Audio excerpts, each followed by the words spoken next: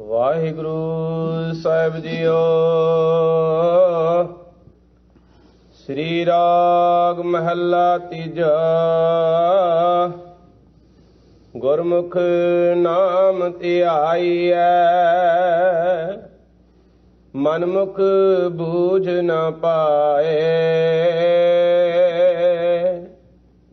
ਗੁਰਮੁਖ ਸਦਾ ਮੁਖ ਊਜਲੇ, ਹਰ ਵਸਿਆ ਮਨ ਆਏ। ਗੁਰਮੁਖ ਨਾਮ ਧਿਆਈਐ, ਮਨਮੁਖ ਬੂਝ ਨ ਪਾਏ। ਗੁਰਮੁਖ ਸਦਾ ਮੁਖ ਊਜਲੇ, ਹਰ ਵਸਿਆ ਮਨ ਆਏ। ਸਹਿਜੇ ਹੀ ਸੁਖ ਪਾਈਐ, ਸਹਿਜੇ ਰਹੈ ਸਮਾਏ। ਭਾਈ ਰੇ ਦਾਸਨ ਦਾਸਾ ਹੋਏ। ਗੁਰ ਕੀ ਸੇਵਾ ਗੁਰ ਭਗਤ ਹੈ, ਵਿਰਲਾ ਪਾਏ ਕੋਏ। ਰਹਾਉ। ਸ੍ਰੀ ਰਾਗ ਮਹੱਲਾ ਤੀਜਾ। ਗੁਰਮੁਖ ਨਾਮ ਧਿਆਈਐ, ਮਨਮੁਖ ਬੂਝ ਨ ਪਾਏ। ਵਾਹਿਗੁਰੂ ਜੀ ਕਾ ਖਾਲਸਾ, ਵਾਹਿਗੁਰੂ ਜੀ ਕੀ ਫਤਿਹ। ਪਰਮ ਸਨਮਾਨਯੋਗ ਸਤਿਗੁਰੂ ਮਹਾਰਾਜ ਦੀ ਸਾਜੀ ਨਵਾਜੀ ਹੋਈ ਗੁਰੂ ਖਾਲਸਾ ਸਾਧ ਸੰਗਤ ਜੀਓ, ਸਤਿਗੁਰੂ ਨੇ ਅਪਾਰ ਬਖਸ਼ਿਸ਼ ਕੀਤੀ। ਸਾਡੇ ਕਲਯੁਗੀ ਜੀਵਾਂ ਦੇ ਉਧਾਰ ਵਾਸਤੇ ਜਿੱਥੇ ਪਾਵਨ 10 ਗੁਰੂ ਸਰੂਪ ਧਾਰਨ ਕੀਤੇ, ਨਾਨਕ ਗੁਰੂ ਗੋਬਿੰਦ ਸਿੰਘ ਪੂਰਨ ਗੁਰ ਅਵਤਾਰ, ਉੱਥੇ ਹਮੇਸ਼ਾ ਲਈ ਸਰਬੱਤ ਜੀਵਾਂ ਦੀ ਕਲਿਆਣ ਵਾਸਤੇ ਪਾਵਨ ਅੰਮ੍ਰਿਤ ਰੂਪ ਇਲਾਹੀ ਬਾਣੀ ਉਚਾਰਨ ਕੀਤੀ। ਜਿਸ ਪਾਵਨ ਅੰਮ੍ਰਿਤ ਰੂਪ ਬਾਣੀ ਦੀ ਲੜੀਵਾਰ ਕਥਾ ਆਪ ਸੰਗਤਾਂ ਸਰਵਣ ਕਰ ਰਹੇ ਹੋ। ਤੀਜੇ ਪਾਤਸ਼ਾਹ ਰੁਦਰ ਧਿਆਨ ਗਿਆਨ ਸਤਿਗੁਰ ਕੇ, ਕਵਜਨ ਪਲ ਉਨਹਿ ਜੋ ਗਾਵੈ। ਭੱਲੇ ਅਮਰਦਾਸ ਗੁਣ ਤੇਰੇ, ਤੇਰੀ ਉਪਮਾ ਤੋਹੇ ਬਣ ਆਵੈ। ਧੰਨ ਗੁਰੂ ਅਮਰਦਾਸ ਮਹਾਰਾਜ ਸੱਚੇ ਪਾਤਸ਼ਾਹ ਦੇ ਪਾਵਨ ਪਵਿੱਤਰ ਗੁਰ ਸ਼ਬਦਾਂ ਦੀ ਵਿਚਾਰ ਚੱਲ ਰਹੀ ਹੈ। ਰਹਾਉ ਦੀਆਂ ਪੰਕਤੀਆਂ ਅੰਦਰ ਸਾਹਿਬ ਸਤਿਗੁਰੂ ਸੱਚੇ ਪਾਤਸ਼ਾਹ ਭਾਈ ਸ਼ਬਦ ਦੁਆਰਾ ਸੰਬੋਧਨ ਕਰਕੇ ਪਾਵਨ ਪਵਿੱਤਰ ਉਪਦੇਸ਼ ਬਖਸ਼ਿਸ਼ ਕਰ ਰਹੇ ਹਨ। ਭਾਈ ਰੇ ਦਾਸਨ ਦਾਸਾ ਹੋਏ, ਗੁਰ ਕੀ ਸੇਵਾ ਗੁਰ ਭਗਤ ਹੈ, ਵਿਰਲਾ ਪਾਏ ਕੋਏ। ਰਹਾਉ। ਇਹਨਾਂ ਸਿਧਾਂਤਕ ਪੰਕਤੀਆਂ ਅੰਦਰ ਸਾਹਿਬ ਸਤਿਗੁਰੂ ਸੱਚੇ ਪਾਤਸ਼ਾਹ ਜਗਿਆਸੂ ਨੂੰ ਭਾਈ ਸ਼ਬਦ ਦੁਆਰਾ ਸੰਬੋਧਨ ਕਰ ਰਹੇ ਹਨ। ਭਾਈ ਰੇ, ਹੇ ਭਾਈ, ਜੇ ਤੂੰ ਚਾਹੁੰਦਾ ਮੈਨੂੰ ਗੁਰੂ ਘਰ ਵੱਲੋਂ ਕੋਈ ਮਾਨ ਸਨਮਾਨ ਹਾਸਲ ਹੋਵੇ, ਦਾਸਨ ਦਾਸਾ ਹੋਏ, ਫਿਰ ਦਾਸਾਂ ਦਾ ਦਾਸ ਬਣ ਜਾ। ਜੇ ਅਸੀਂ ਗੁਰੂ ਮਹਾਰਾਜ ਸੱਚੇ ਪਾਤਸ਼ਾਹ ਦੇ ਪਾਸੋਂ ਕੁਝ ਲੈਣਾ ਚਾਹੁੰਦੇ ਹਾਂ ਤੇ ਫਿਰ ਦਾਸਾਂ ਦੇ ਦਾਸ ਬਣ ਕੇ ਹੀ ਲਿਆ ਜਾ ਸਕਦਾ ਹੈ। ਸਤਿਗੁਰੂ ਦੇ ਬਚਨ ਹਨ, ਸੱਚਾ ਸ਼ੋਹਰੇ ਦਾਸ ਤੁਮਾਰੇ, ਦਾਸ ਦਾਸਨ ਕੇ ਪਾਨੀ ਹਾਰੇ, ਸੱਚਾ ਸ਼ਾਰ ਹੋ ਤੇਰੇ ਸੰਤਾ, ਆਪਣੀ ਕਿਰਪਾ ਕਰੋ ਭਗਵੰਤਾ।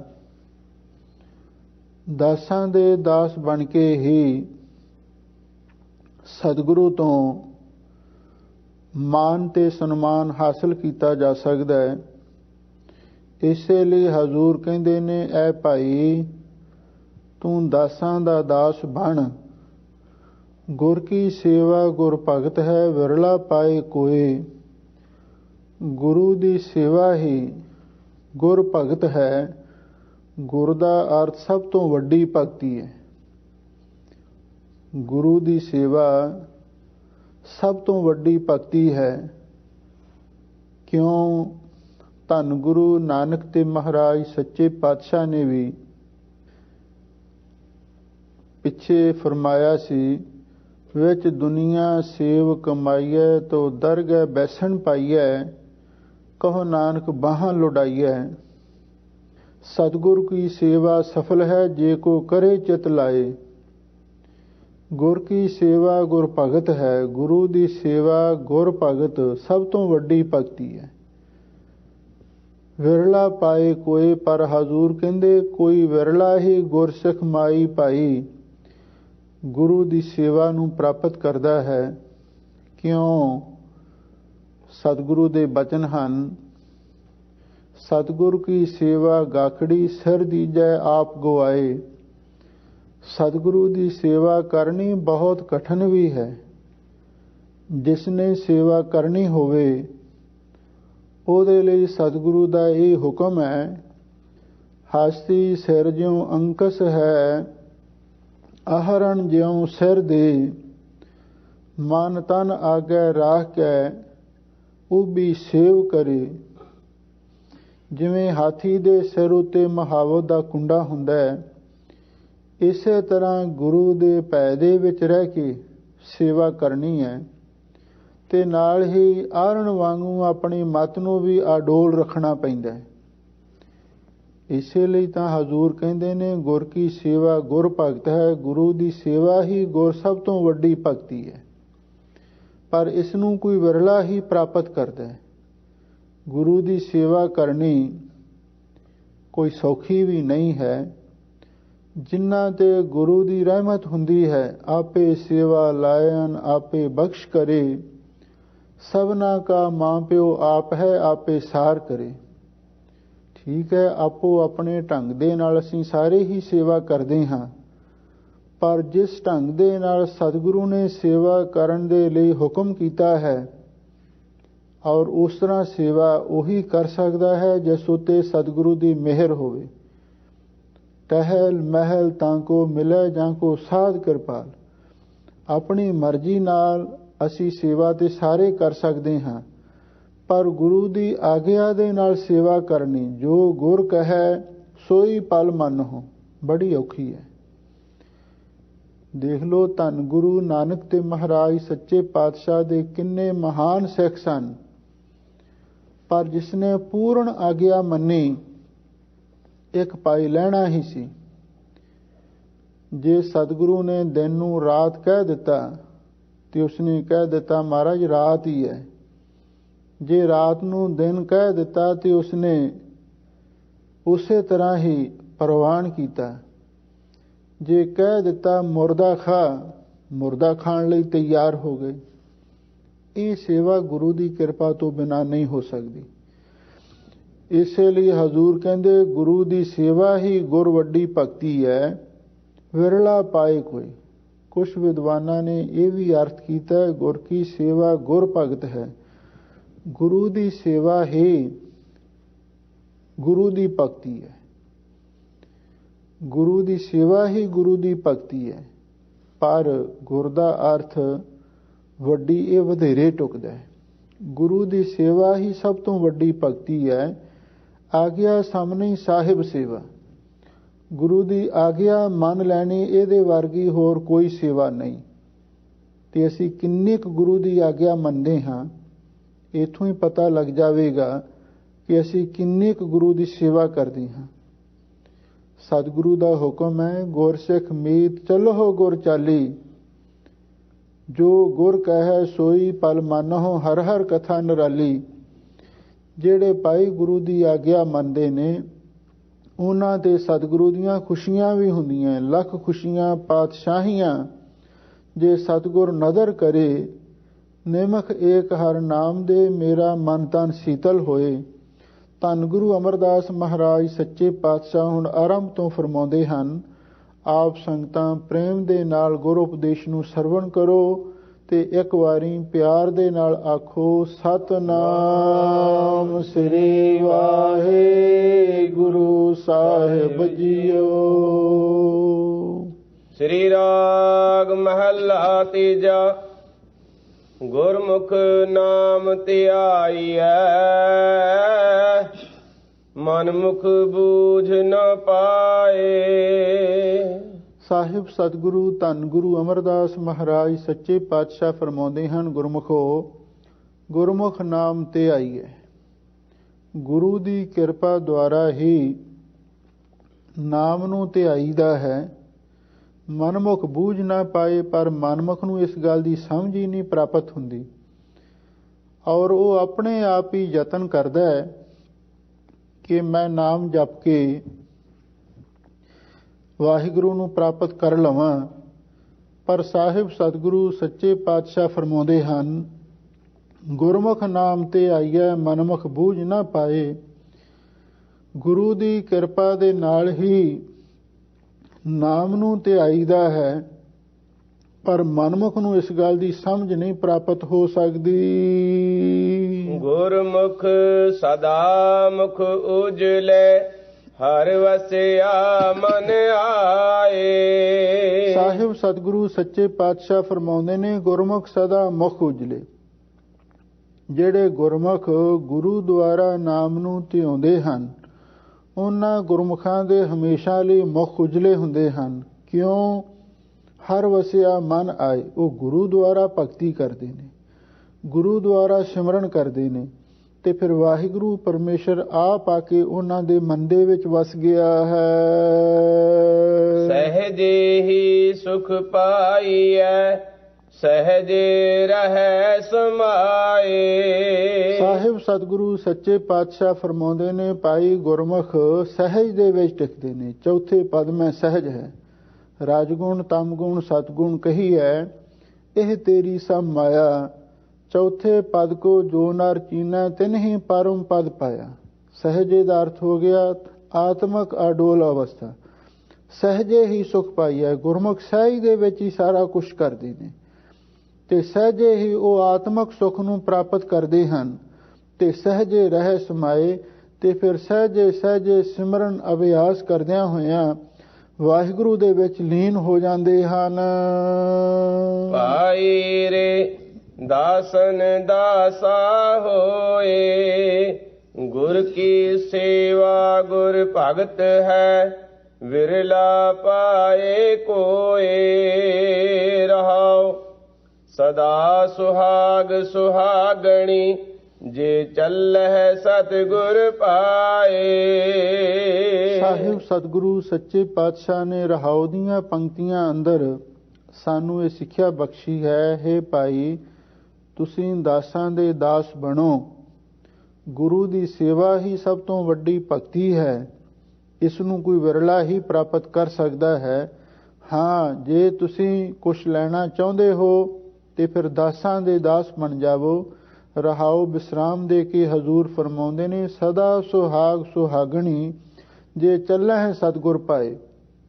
ਉਹਨਾਂ ਗੁਰਮੁਖ ਸੁਹਾਗਵੰਤੀਆਂ ਰੂਹਾਂ ਨੂੰ ਹਮੇਸ਼ਾ ਲਈ ਪਤੀ ਪਰਮੇਸ਼ਰ ਦਾ ਸੁਹਾਗ ਪ੍ਰਾਪਤ ਹੋ ਜਾਂਦਾ ਹੈ, ਜੇ ਚੱਲਹਿ ਸਤਿਗੁਰ ਪਾਏ, ਜਿਹੜੀਆਂ ਸਤਿਗੁਰੂ ਦੇ ਪਾਏ ਅਨੁਸਾਰ ਹੋ ਕੇ ਚੱਲਦੀਆਂ ਹਨ। ਸਦਾ ਪਿਰਨੇ ਚੱਲ ਪਾਈਐ, ਨਾ ਉਹ ਮਰੈ ਨ ਜਾਏ। ਸਤਿਗੁਰੂ ਦੀ ਕਿਰਪਾ ਦਾ ਸਦਕਾ ਸਦਾ ਪਰ ਨਹੀਂ ਚੱਲ ਪਾਈ ਹੈ। ਜਿਹੜਾ ਹਮੇਸ਼ਾ ਰਹਿਣ ਵਾਲਾ ਸੱਚਾ ਪਤੀ ਅਚਲ ਪਤੀ ਪਰਮੇਸ਼ਰ ਪ੍ਰਾਪਤ ਕਰ ਲਈਦਾ ਹੈ। ਨਾ ਉਹ ਮਰੈ ਨਾ ਜਾਏ, ਨਾ ਉਹ ਕਦੀ ਮਰਦਾ ਹੈ, ਨਾ ਹੀ ਕਦੀ ਛੱਡ ਕੇ ਜਾਂਦਾ ਹੈ। ਕਿਉਂਕਿ ਸਤਿਗੁਰੂ ਮਹਾਰਾਜ ਸੱਚੇ ਪਾਤਸ਼ਾਹ ਨੇ ਪਿੱਛੇ ਆਖਿਆ ਸੀ, ਦਿਨ ਰਵ ਚੱਲੈ ਨਿਸਸ ਚੱਲੈ ਤਾਰਕਾ ਲਖ ਪਲੋਏ, ਮੁਕਾਮ ਉਹੀ ਏਕ ਹੈ ਨਾਨਕਾ ਸੱਚ ਬਗੋਏ। ਪਿੱਛੇ ਮੁਕਾਮ ਆਖਿਆ ਸੀ, ਹੁਣ ਇੱਥੇ ਨੇਚਲ ਕਹਿੰਦੇ ਨੇ, ਸਦਾ ਪਰ ਨੇਚਲ ਪਾਈ ਹੈ। ਉਹ ਅਚਲ ਰਹਿਣ ਵਾਲਾ ਪਤੀ ਪਰਮੇਸ਼ਰ ਹਮੇਸ਼ਾ ਲਈ ਪ੍ਰਾਪਤ ਹੁੰਦਾ ਹੈ। ਨਾ ਉਹ ਮਰੈ ਨਾ ਜਾਏ, ਨਾ ਹੀ ਉਹ ਕਦੀ ਮਰਦਾ ਹੈ, ਨਾ ਹੀ ਕਦੀ ਛੱਡ ਕੇ ਜਾਂਦਾ ਹੈ। ਸ਼ਬਦ ਮਿਲੀ ਨਾ ਵਿਛੜੈ ਫਿਰ ਕੈ ਅੰਕ ਸਮਾਏ। ਸਾਹਿਬ ਸਤਿਗੁਰੂ ਸੱਚੇ ਪਾਤਸ਼ਾਹ ਫਰਮਾਉਂਦੇ ਨੇ, ਭਾਈ ਜਿਸ ਗੁਰਮੁਖ ਦੀ ਸੁਰਤ ਗੁਰੂ ਕੇ ਸ਼ਬਦ ਦੁਆਰਾ ਵਾਹਿਗੁਰੂ ਦੇ ਨਾਲ ਮਿਲ ਗਈ, ਨਾ ਵਿਛੜੈ, ਉਹ ਫਿਰ ਕਦੇ ਵਿਛੜ ਨਹੀਂ ਸਕਦਾ। ਫਿਰ ਕੈ ਅੰਕ ਸਮਾਏ, ਉਹ ਪਤੀ ਪਰਮੇਸ਼ਰ ਦੇ ਅੰਕ ਸਰੂਪ ਦੇ ਵਿੱਚ ਜਾ ਕੇ ਲੀਨ ਹੋ ਜਾਂਦਾ ਹੈ। ਹਰ ਨਿਰਮਲ ਅਤਿ ਊਜਲਾ ਬਿਨ ਗੁਰ ਪਾਇਆ ਨਾ ਜਾਏ। ਸਾਹਿਬ ਸਤਿਗੁਰੂ ਸੱਚੇ ਪਾਤਸ਼ਾਹ ਫਰਮਾਉਂਦੇ ਨੇ, ਭਾਈ ਉਹ ਵਾਹਿਗੁਰੂ ਪਰਮੇਸ਼ਰ ਨਿਰਮਲ ਮੈਲ ਤੋਂ ਰਹਿਤ ਅਤੀ ਉਜਲ ਹੈ, ਬਿਨ ਗੁਰ ਪਾਇਆ ਨਾ ਜਾਏ। ਪਰ ਯਾਦ ਰੱਖੋ, ਬਿਨਾ ਗੁਰੂ ਦੀ ਕਿਰਪਾ ਤੋਂ ਉਹ ਕਦੇ ਵੀ ਨਹੀਂ ਪ੍ਰਾਪਤ ਹੋ ਸਕਦਾ। ਕਿਉਂਕਿ ਗੁਰਮਤਿ ਦਾ ਸਿਧਾਂਤ ਹੀ ਗੁਰਪ੍ਰਸਾਦ ਤੇ ਟਿਕਿਆ ਹੋਇਆ। ਗੁਰੂ ਦੀ ਕਿਰਪਾ ਤੋਂ ਬਿਨਾ ਵਾਹਿਗੁਰੂ ਨਹੀਂ ਮਿਲ ਸਕਦਾ। ਇਸੇ ਲਈ ਪਹਿਲਾਂ ਗੁਰੂ ਦੀ ਸ਼ਰਨ ਜਾਓ, ਗੁਰੂ ਦੀ ਭਗਤੀ ਕਰੋ, ਗੁਰੂ ਦੀ ਆਗਿਆ ਮੰਨੋ, ਗੁਰੂ ਦੀ ਸਿੱਖੀ ਧਾਰਨ ਕਰੋ, ਗੁਰੂ ਦੀਆਂ ਖੁਸ਼ੀਆਂ ਪ੍ਰਾਪਤ ਕਰੋ। ਕਿਉਂਕਿ ਵਾਹਿਗੁਰੂ ਬਹੁਤ ਨਿਰਮਲ ਤੇ ਅਤੀ ਉਜਲ ਹੈ, ਬਿਨਾ ਗੁਰੂ ਦੀ ਕਿਰਪਾ ਤੋਂ ਨਹੀਂ ਪ੍ਰਾਪਤ ਕੀਤਾ ਜਾ ਸਕਦਾ। ਪਾਠ ਪੜੈ ਨਾ ਬੂਝਈ ਪੇਖੀ ਪਰਮ ਭੁਲਾਏ। ਸਾਹਿਬ ਸਤਿਗੁਰੂ ਸੱਚੇ ਪਾਤਸ਼ਾਹ ਫਰਮਾਉਂਦੇ ਨੇ, ਭੇਖੀ ਲੋਕ ਪਾਠ ਤਾਂ ਪੜ੍ਹਦੇ ਨੇ, ਕੋਈ ਧਰਮ ਗ੍ਰੰਥਾਂ ਦਾ ਪਾਠ ਪੜ੍ਹ ਲਿਆ, ਕਈ ਸਾਡੇ ਵਿੱਚ ਵੀ ਬਾਣੀ ਪੜ੍ਹ ਲੈਂਦੇ ਨੇ, ਪਰ ਹਜ਼ੂਰ ਕਹਿੰਦੇ ਜਿਹੜੇ ਭੇਖੀ ਲੋਕ ਨੇ, ਪਖੰਡੀ ਲੋਕ ਨੇ, ਉਹ ਪਾਠ ਤਾਂ ਪੜ੍ਹ ਲੈਂਦੇ ਨੇ, ਪਾਠ ਪੜ੍ਹੈ ਨਾ ਬੂਝਈ, ਪਰ ਅਸਲੀ ਗੁਰਬਾਣੀ ਦੇ ਗੁਰਮਤਿ ਦੇ ਸਿਧਾਂਤ ਨੂੰ ਉਹ ਸਮਝ ਨਹੀਂ ਸਕਦੇ। ਭੇਖੀ ਪਰਮ ਭੁਲਾਏ, ਜਿਹੜੇ ਭੇਖੀ ਨੇ, ਭੇਖੀ ਕਿਸ ਨੂੰ ਆਖਿਆ? ਰਹਿਤਨਾਮੇ ਦੇ ਵਿੱਚ ਬਚਨ ਆਉਂਦੇ ਨੇ, ਕੇਸ ਤਰੇ ਪਾਹੁਲ ਬਿਨਾ ਮੂਰਖ ਭੇਖੀ ਸਿੱਖ। ਵੀ ਜਿਹੜਾ ਕੇਸ ਤੇ ਰੱਖ ਲੈਂਦਾ, ਕੇਸ ਵੀ ਸਿੱਖੀ ਦੀ ਮੋਹਰ ਹੈ, ਪਰ ਹਜ਼ੂਰ ਕਹਿੰਦੇ ਜੇ ਅੰਮ੍ਰਿਤ ਨਹੀਂ ਛਕਦਾ, ਕੱਲੇ ਕੇਸ ਹੀ ਰੱਖੇ ਨੇ, ਉਹ ਵੀ ਭੇਖੀ ਸਿੱਖ ਹੀ ਹੈ। ਤੇ ਜਦੋਂ ਅਸੀਂ ਪੂਰਨ ਅੰਮ੍ਰਿਤ ਛਕ ਕੇ ਬਾਣੀ ਤੇ ਬਾਣੇ ਦੀ ਰਹਿਤ ਰੱਖਦੇ ਹਾਂ, ਫਿਰ ਪੂਰਨ ਸਿੱਖ ਬਣ ਸਕਦੇ ਹਾਂ। ਹਜ਼ੂਰ ਕਹਿੰਦੇ ਨੇ, ਪਾਠ ਪੜ੍ਹੈ ਨਾ ਬੂਝੀ ਭੇਖੀ ਪਰਮ ਭੁਲਾਏ। ਜਿਹੜਾ ਭੇਖੀ ਬੰਦਾ ਹੈ ਉਹ ਪਾਠ ਤੇ ਪੜ੍ਹਦਾ, ਪਰ ਅਸਲੀ ਪਰਮਾਰਥੀ ਸਿਧਾਂਤ ਨੂੰ ਨਹੀਂ ਉਹ ਸਮਝਦਾ। ਇਸੇ ਲਈ ਪਰਮ ਭੁਲਾਏ, ਉਹ ਭਰਮ ਦੇ ਵਿੱਚ ਹੀ ਭੁੱਲਿਆ ਰਹਿੰਦਾ ਹੈ। ਗੁਰਮਤਿ ਹਰ ਸਦਾ ਪਾਇਆ ਰਸਨਾ ਹਰ ਰਸ ਸਮਾਏ। ਸਾਹਿਬ ਸਤਿਗੁਰੂ ਸੱਚੇ ਪਾਤਸ਼ਾਹ ਫਰਮਾਉਂਦੇ ਨੇ, ਭਾਈ ਗੁਰਮਤੀਆਂ ਨੇ, ਜਿਨ੍ਹਾਂ ਨੇ ਗੁਰੂ ਦੀ ਮੱਤ ਨੂੰ ਧਾਰਨ ਕੀਤਾ ਹੈ, ਉਹਨਾਂ ਗੁਰਮਤੀਆਂ ਨੇ ਹਮੇਸ਼ਾ ਲਈ ਵਾਹਿਗੁਰੂ ਪਰਮੇਸ਼ਰ ਨੂੰ ਪ੍ਰਾਪਤ ਕਰ ਲਿਆ ਹੈ। ਕਿਵੇਂ? ਰਸਨਾ ਹਰ ਰਸ ਰਸਾਏ, ਆਪਣੀ ਰਸਨਾ ਨੂੰ ਵਾਹਿਗੁਰੂ ਦੇ ਨਾਮ ਦੇ ਰਸ ਵਿੱਚ ਰਸਾ ਕੇ। ਧੰਨ ਗੁਰੂ ਅਮਰਦਾਸ ਮਹਾਰਾਜ ਨੇ ਰਸਨਾ ਨੂੰ ਕਿੰਨਾ ਸੁੰਦਰ ਉਪਦੇਸ਼ ਦਿੱਤਾ ਹੈ। ਇਹ ਰਸਨਾ ਤੂੰ ਅਨਰਸ ਰਾਚ ਰਹੀ, ਤੇਰੀ ਪਿਆਸ ਨਾ ਜਾਏ, ਪਿਆਸ ਨਾ ਜਾਏ ਹੋਰਤ ਕਿਤੈ, ਜਿਚਰ ਹਰ ਰਸ ਪੱਲੇ ਨਾ ਪਾਏ। ਰਸਨਾ ਨੂੰ ਨਾਮ ਦੇ ਰਸ ਵਿੱਚ ਰਸਾ ਕੇ ਉਹਨਾਂ ਗੁਰਮਤੀਆਂ ਨੇ ਉਸ ਅਕਾਲ ਪੁਰਖ ਨੂੰ ਪ੍ਰਾਪਤ ਕਰ ਲਿਆ ਹੈ। ਮਾਇਆ ਮੋਹ ਚੁਕਾਇਆ ਗੁਰਮਤਿ ਸਹਿਜ ਸੁਭਾਏ। ਸਾਹਿਬ ਸਤਿਗੁਰੂ ਸੱਚੇ ਪਾਤਸ਼ਾਹ ਫਰਮਾਉਂਦੇ ਨੇ, ਭਾਈ ਉਹਨਾਂ ਨੇ ਮਾਇਆ ਦੇ ਮੋਹ ਨੂੰ ਵੀ ਚੁਕਾ ਦਿੱਤਾ ਹੈ। ਕਿਵੇਂ? ਗੁਰਮਤਿ ਸਹਿਜ ਸੁਭਾਏ, ਗੁਰੂ ਦੀ ਮੱਤ ਨੂੰ ਧਾਰਨ ਕਰਕੇ ਤੇ ਨਾਲ ਸਹਿਜ ਸੁਭਾਅ ਵਾਲੀ ਅਵਸਥਾ ਨੂੰ ਪ੍ਰਾਪਤ ਕਰਕੇ। ਪਹਿਲਾਂ ਗੁਰਮਤਿ ਦੀ ਧਾਰਨਾ ਹੈ ਤੇ ਗੁਰਮਤਿ ਦੀ ਧਾਰਨਾ ਤੋਂ ਬਾਅਦ ਜਿਹੜੀ ਆਤਮਕ ਅਡੋਲ ਅਵਸਥਾ ਹੈ ਜਾਂ ਸਹਿਜ ਸੁਭਾਅ ਜਿਹੜੀ ਸ਼ਾਂਤ ਸੁਭਾਅ ਵਾਲੀ ਅਵਸਥਾ ਹੈ ਉਹਨੂੰ ਪ੍ਰਾਪਤ ਕਰਕੇ ਉਹਨਾਂ ਨੇ ਮਾਇਆ ਦੇ ਮੋਹ ਨੂੰ ਵੀ ਚੁਕਾ ਦਿੱਤਾ ਹੈ। ਬਿਨ ਸ਼ਬਦੈ ਜਗ ਦੁਖੀਆ ਫਿਰੈ ਮਨਮੁਖਾਂ ਨੂੰ ਗਈ ਖਾਏ। ਸਾਹਿਬ ਸਤਿਗੁਰੂ ਸੱਚੇ ਪਾਤਸ਼ਾਹ ਫਰਮਾਉਂਦੇ ਨੇ, ਭਾਈ ਬਿਨਾਂ ਗੁਰੂ ਕੇ ਸ਼ਬਦ ਤੋਂ ਇਹ ਸੰਸਾਰ ਦੁਖੀਆ ਹੋਇਆ ਫਿਰ ਰਿਹਾ ਹੈ। ਕਿਉਂਕਿ ਜੇ ਤਾਂ ਗੁਰੂ ਸ਼ਬਦ ਦੀ ਓਟ ਲੈ ਲਵੇ, ਗੁਰੂ ਦੀ ਬਾਣੀ ਤੋਂ ਅਗਵਾਈ ਹਾਸਲ ਕਰ ਲਵੇ, ਫਿਰ ਤੇ ਸੁਖ ਪ੍ਰਾਪਤ ਕਰ ਸਕਦਾ ਹੈ। ਕਿਉਂਕਿ ਸਤਿਗੁਰੂ ਮਹਾਰਾਜ ਨੇ ਗੁਰਬਾਣੀ ਨੂੰ ਇੱਕ ਚਾਨਣ ਲਿਖਿਆ ਹੈ। ਹਨੇਰੇ ਵਿੱਚ ਆਦਮੀ ਹਮੇਸ਼ਾ ਲਈ ਠੋਕਰਾਂ ਖਾਂਦਾ, ਦੁਖੀ ਰਹਿੰਦਾ। ਬਿਨ ਸ਼ਬਦੈ ਜਗ ਦੁਖੀਆ ਫਿਰੈ। ਬਿਨਾਂ ਸ਼ਬਦ ਦੇ ਚਾਨਣ ਤੋਂ ਸੰਸਾਰ ਹਨੇਰੇ ਵਿੱਚ ਦੁਖੀ ਹੋਇਆ ਭਟਕ ਰਿਹਾ ਹੈ। ਮਨਮੁਖਾਂ ਨੂੰ ਗਈ ਖਾਏ। ਇਸੇ ਲਈ ਹਜ਼ੂਰ ਕਹਿੰਦੇ ਜਿਹੜੀ ਮਾਇਆ ਰੂਪੀ ਸਪਣੀ ਹੈ ਵੀ ਉਹ ਮਨਮੁਖਾਂ ਨੂੰ ਖਾ ਗਈ ਹੈ। ਸ਼ਬਦੇ ਨਾਮ ਧਿਆਈ ਹੈ ਸ਼ਬਦੇ ਸੱਚ ਸਮਾਏ। ਸਾਹਿਬ ਸਤਿਗੁਰੂ ਸੱਚੇ ਪਾਤਸ਼ਾਹ ਫਰਮਾਉਂਦੇ ਨੇ, ਭਾਈ ਗੁਰੂ ਸ਼ਬਦ ਦੁਆਰਾ ਹੀ ਨਾਮ ਨੂੰ ਧਿਆਈਦਾ ਹੈ ਤੇ ਗੁਰੂ ਸ਼ਬਦ ਦੀ ਕਮਾਈ ਕਰਕੇ ਹੀ ਸੱਚ ਸਮਾਏ।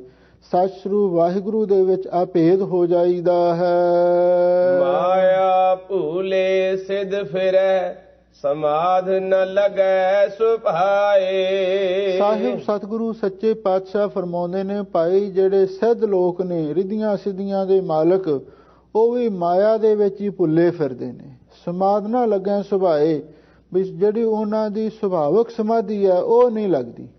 ਇਹਦਾ ਮਤਲਬ ਇਹ ਹੈ ਜਿਹੜੇ ਬੜੇ ਬੜੇ ਸ਼ਕਤੀਆਂ ਵਾਲੇ ਲੋਕ ਨੇ ਉਹ ਵੀ ਅੱਧ ਵਾਟੇ ਰੁਕੇ ਹੋਏ ਨੇ। ਇੱਕ ਤੇ ਮਾਇਆ ਉਹ ਹੈ ਜੋ ਸੰਸਾਰ ਦੇ ਵਿੱਚ ਵਰਤ ਰਹੀ ਹੈ। ਰਾਜਗੁਣ ਤਮਗੁਣ ਸਤਗੁਣ ਕਹੀਏ, ਇਹ ਤੇਰੀ ਸਭ ਮਾਇਆ। ਮਾਇਆ ਦੇ ਦੋ ਰੂਪ ਨੇ, ਇੱਕ ਜੜ ਦੂਸਰਾ ਚੇਤਨ। ਇਹ ਜੜ ਚੇਤਨ ਰੂਪ ਦੇ ਵਿੱਚ ਮਾਇਆ ਸੰਸਾਰ ਦੇ ਵਿੱਚ ਵਰਤ ਰਹੀ ਹੈ। ਪਰ ਜਿਹੜੇ ਸਿੱਧ ਲੋਕ ਨੇ, ਰਿੱਧ ਸਿੱਧ ਸਾ ਮੋਹ ਹੈ ਨਾਮ ਨਾ ਵਸੈ ਮਨ ਆਏ, ਉਹ ਰਿੱਧੀਆਂ ਸਿੱਧੀਆਂ ਦੇ ਰੂਪ ਦੇ ਵਿੱਚ ਮਾਇਆ ਉਹਨਾਂ ਨੂੰ ਵਿਆਪਦੀ ਹੈ। ਕਿਉਂਕਿ ਰਿੱਧੀਆਂ ਸਿੱਧੀਆਂ ਵੀ ਇਹ ਮਾਇਆ ਦੇ ਮੋਹ ਨੂੰ ਹੀ ਪੈਦਾ ਕਰਦੀਆਂ ਨੇ।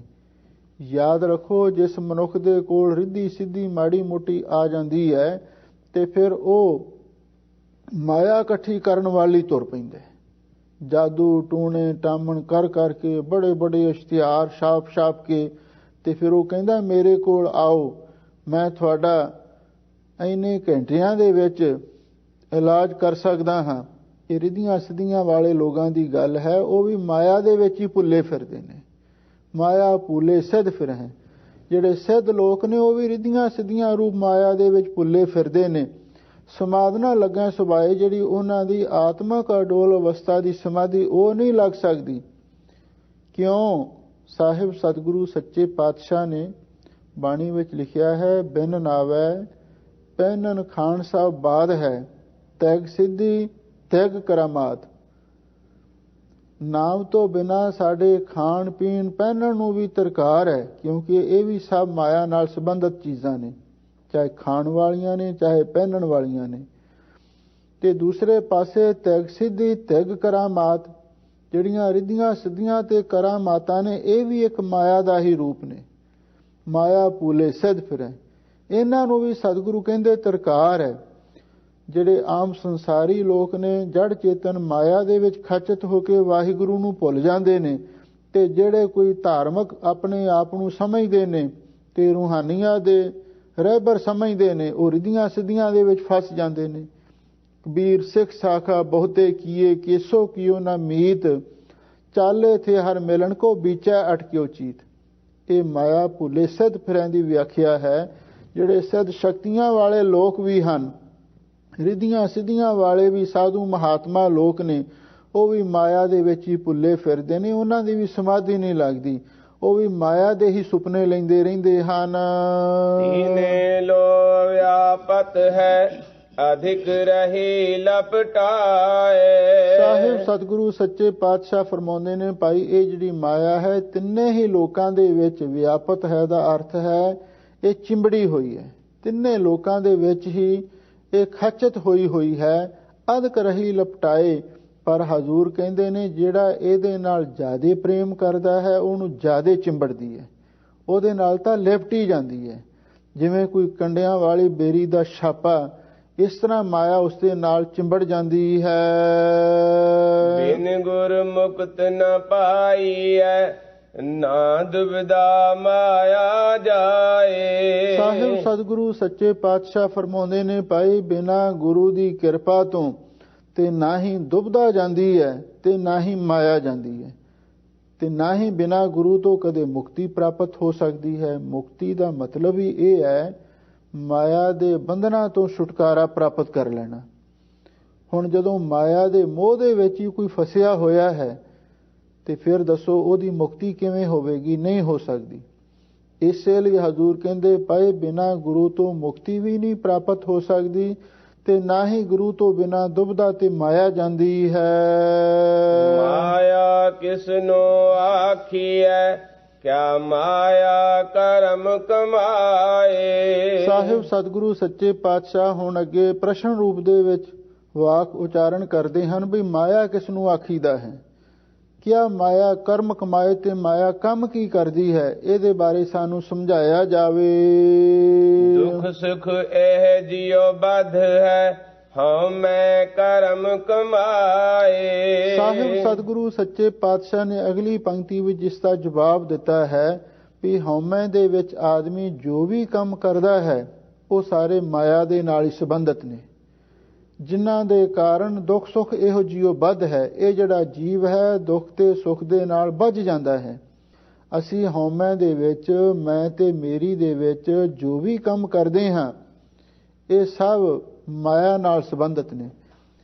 ਔਰ ਇਹ ਜਿਹੜੀ ਮਾਇਆ ਹੈ, ਮਾਇਆ ਵਿਆਪਕ ਬਹੁ ਪ੍ਰਕਾਰੀ, ਇਹ ਤਿੰਨ ਰੂਪਾਂ ਦੇ ਵਿੱਚ ਮਾਇਆ ਵਰਤ ਰਹੀ ਹੈ। ਰਜਗੁਣ, ਤਮਗੁਣ, ਸਤਗੁਣ ਕਹੀ ਹੈ, ਇਹ ਤੇਰੀ ਸਭ ਮਾਇਆ। ਗੀਤਾ ਵਿੱਚ ਵੀ ਕ੍ਰਿਸ਼ਨ ਜੀ ਨੇ ਲਿਖਿਆ ਸੀ, ਅਜਾ ਮੇਕ ਲੋਹਤ ਸਫਾਟਕ ਕ੍ਰਿਸ਼ਨ। ਇਹ ਜਿਹੜੀ ਮਾਇਆ ਇੱਕ ਐਸੀ ਸ਼ਕਤੀ ਹੈ, ਇਹਦੇ ਤਿੰਨ ਰੂਪ ਨੇ। ਲੋਹਤ ਸਫਾਟਕ ਕ੍ਰਿਸ਼ਨ, ਇੱਕ ਲੋਹਤ ਲਾਲ ਰੰਗ ਹੈ ਇਸ ਦਾ, ਤੇ ਇੱਕ ਸਫਾਟਕ ਸਫੈਦ ਰੰਗ ਹੈ, ਤੇ ਕ੍ਰਿਸ਼ਨ ਕਾਲਾ ਰੰਗ ਹੈ। ਇਹ ਤਿੰਨ ਰੰਗਾਂ ਦੇ ਵਿੱਚ ਮਾਇਆ ਵਿਆਪ ਰਹੀ ਹੈ। ਔਰ ਇਸ ਤੋਂ ਮੁਰਾਦ ਹੈ, ਲੋਹਤ ਤੋਂ ਮੁਰਾਦ ਹੈ ਰਜੋਗੁਣ ਦੀ।